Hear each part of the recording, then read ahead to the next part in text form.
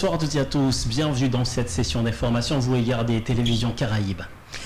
Ouverture ce lundi 17 juillet à Bruxelles du sommet UE-CELAC en présence des chefs d'État et de gouvernement de la région, dont le Premier ministre haïtien Ariel Henry. Au cours de ce sommet de 2 jours, les dirigeants de l'Union européenne et ceux de la communauté d'États latino-américains et caraïbes auront donc à discuter de divers sujets d'intérêt pour les deux organisations. Lors de ce lancement, le président du Conseil européen Charles Michel a invité les participants à agir ensemble dans la lutte contre le changement climatique notamment.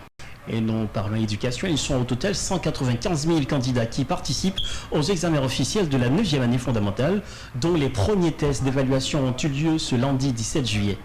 En effet, tôt ce matin, dans la région métropolitaine de Port-au-Prince, beaucoup d'élèves ont pris la direction de leur siège en vue de subir les épreuves de communication française et des sciences expérimentales.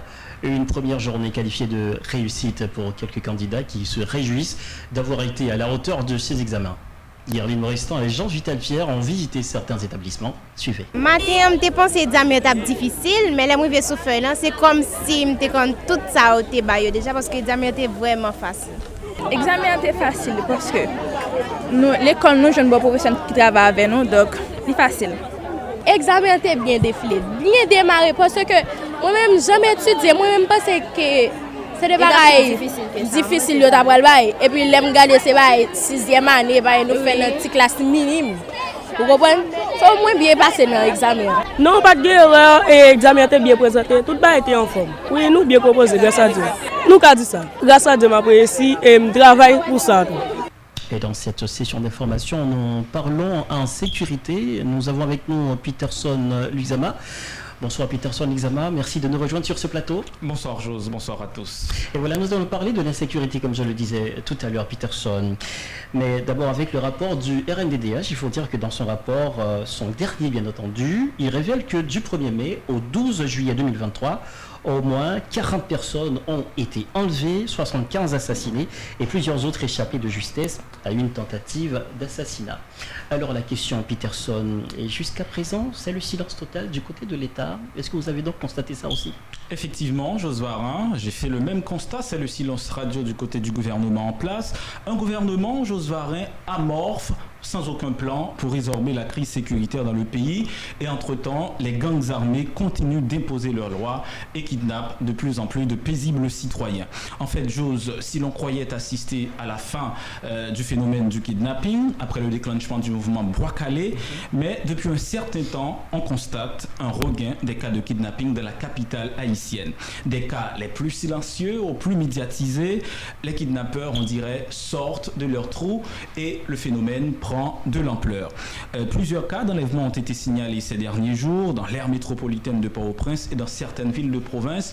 Mais Jose Varin, le cas qui défraie beaucoup plus la chronique est celui de l'ancien président du Conseil électoral, mais aussi journaliste du Conseil électoral provisoire, Pierre-Louis Oppon, qui a été enlevé le 20 juin dernier à proximité de sa résidence privée dans la commune de Tabar. Alors, que font les corporations de journalistes face à cette situation?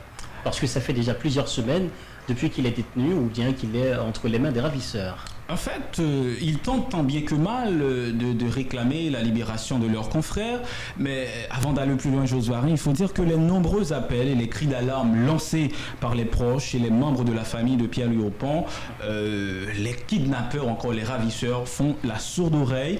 Plus d'une vingtaine de jours depuis son enlèvement, le copropriétaire de Télé Pluriel, ne jouissant pas d'une santé robuste, est encore entre les mains des ravisseurs. Mais entre-temps, il faut dire, les membres et les proches de Pierre-Louis Oppon n'entendent pas lâcher du lest. Ne comptant plus sur les autorités en place, ils continuent de réclamer la bonne grâce des kidnappeurs afin de relâcher l'ancien conseiller électoral. En ce sens, Jose Varin, à l'initiative de l'association des journalistes haïtiens, AJH, et la structure baptisée SOS Journalistes, de Guilherme Delva. Exactement. Une marche pacifique a été organisée hier dimanche 16 juillet dans la commune de Pétionville. Et des figures de proue de la presse, comme par exemple Liliane Pierre-Paul de Radio Quisqueya, Marvel Dandin, Rondel Théodore, Léopold Berlanger, Marie-Raphaël Pierre. Ils ont tous foulé le macadam pour réclamer la mise en liberté de leurs confrères. Et il faut souligner également que des personnalités du secteur des droits humains Par exemple, Pierre Espérance du RNDDH, Maître Camille Oxius de l'OCNH étaient également remarqués dans ce mouvement de protestation. Marie-Lucie Bonhomme, Jos Varin, la femme... Dans quel état elle est actuellement, Marie-Lucie Bonhomme? Ça doit être très très dur pour lui après tous ces jours durables de, disons, déjà plusieurs semaines. Effectivement. Il s'agit de son époux. C'est une Marie-Lucie Bonhomme visiblement attristée de l'enlèvement suivi de séquestration de son mari, avec la voix en sanglots. Jos Varin, la journaliste de Radiovision 2000, supplie les bandits de libérer son époux avec un état de santé fragile. Pierre-Louis Aupon n'a pas pris ses médicaments depuis plusieurs jours, regrette Marie-Lucie Bonhomme. Donc voilà, Jos Varin, acte attentatoire aux vies, fusillade, kidnapping, sous l'œil impuissant du gouvernement en place, la situation sécuritaire du pays se dégrade. C'est une triste réalité, on l'a dit tout au début. Une grisaille. Ah oui, qui préoccupe le réseau national de défense des droits humains, qui dénonce le laxisme des autorités en place, qui ne posent jusqu'à présent aucune action concrète pour essayer d'améliorer la situation sécuritaire du pays. Le gouvernement, la priorité du gouvernement en place demeure jusqu'à présent, Jos Varin, la mise en place du conseil électoral provisoire en vue de l'organisation des élections et remaniement ministériel, mais aussi et surtout un élargissement du Haut Conseil de la transition. Alors dans tout ça, on attend tout simplement la relaxe de Pierre-Louis Aupon, qui est entre les mains de ses ravisseurs déjà depuis plusieurs semaines. Merci Peterson Luxema de nous apporter toutes ces précisions. On revient donc dans l'actualité, on parle maintenant santé comme je le disais. Donc les prix de tous les services à l'hôpital général continue donc de subir une certaine augmentation depuis l'arrivée du docteur Jude Milsé à la tête du plus grand centre hospitalier du pays, selon les témoignages de certains patients. Suivez. Question cherté la vie n'a parlé l'IVA là pour l'hôpital général. Mon paquet de bagailles qui était l'hôpital général t'as pour prix augmenter. T'as par exemple gain maternité l'hôpital là qui a fonctionné là, t'as gain accouchement qui était dans niveau, on t'a capable dire couche normale qui était dans niveau 3 à 4000 gouttes, qui passait de 3 à 4000 gouttes qui tombait dans 10 000 gouttes. Césarienne ni même qui était dans 5000 gouttes, il passait à 20 000 gouttes. Mon bon oxygène qu'on y a vient tomber à 3000 gouttes. Toute bagaille c'est presque bagaille comme si catégoriquement payé. Moi même ça m'a demandé dans cadre ça, demandé qui pourcentage l'état bail moun qui l'hôpital général en tant que l'État qui a de bonne politique santé pour nous. Et en sport, pour terminer cette session d'information, parlons du sacre du Mexique. Il faut dire que le Mexique est sacré champion pour la 12e fois. C'est sur la pelouse de Sophie Stadium en Californie que s'est déroulée la grande finale de la 17e édition de la Gold Cup. Le dimanche dernier, disons, le Mexique est parvenu difficilement à s'imposer face au Panama grâce à Jiménez qui a inscrit l'unique but de la partie en toute fin de match. Les États-Unis et le Canada se sont fusionnés pour organiser la 17e édition de la Gold Cup sous l'égide de la Confédération de football d'Amérique du Nord centrale et des Caraïbes, CONCACAF.